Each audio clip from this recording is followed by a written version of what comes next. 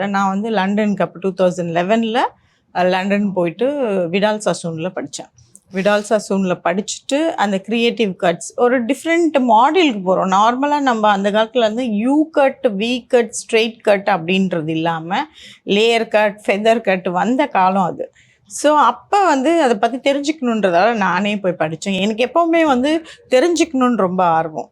நார்மலாகவே என்னோடய certificate list எடுத்து பார்த்தீங்கன்னாலே நிறைய இருக்கும். ஏன்னா நாங்கள் வந்து எதெல்லாம் புதுசாக கற்றுக்கணும். அப்போ வந்து க்ரியேட்டிவ் கட்ஸ் வந்து புதுசாக இருந்துச்சு. ஸோ நான் அந்த மாதிரி போய் படித்து என்னோடய ஸ்டாஃபுக்கு அந்த ட்ரைனிங் கொடுப்பேன்.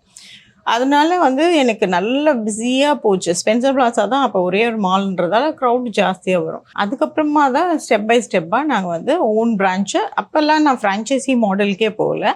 திரும்பி சரி இந்த ஏரியாவில் இது போட்டிருக்கோம், நல்ல ஒரு பிஸ்னஸாக இருக்குது, ஸோ நம்ம ஏன் இன்னொன்று ஆரம்பிக்கக்கூடாதுன்னு அடையாரில் இன்னொரு சலூன் ஆரம்பிச்சோம். அது உங்களோட நீங்களே வந்து ஸ்பெண்ட் பண்ணி வச்சிங்க?